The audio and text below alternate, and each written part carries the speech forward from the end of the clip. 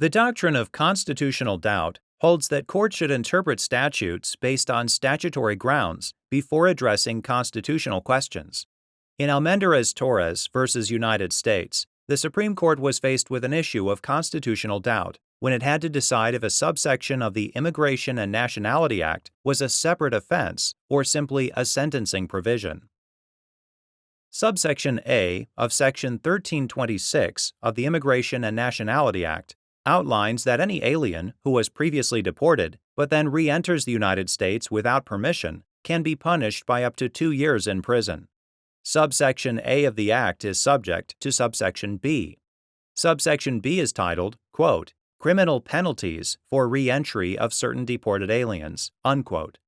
It holds that, notwithstanding Subsection A, the penalty for any alien that was deported subsequent to any aggravated felony conviction is up to 20 years in prison. In 1995, Hugo Almendarez-Torres was indicted for violating Section 1326 by illegally reentering the United States after a previous deportation. After pleading guilty to the indictment, Almendarez-Torres admitted that he was originally deported because he had 3 previous convictions for aggravated felonies. Almendarez-Torres' indictment didn't include any mention of his earlier aggravated felony convictions.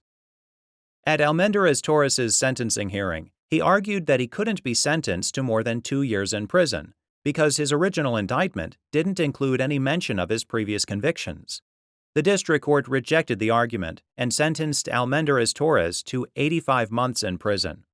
Almendarez-Torres appealed, but the Court of Appeals affirmed the district court's holding. The United States Supreme Court granted cert.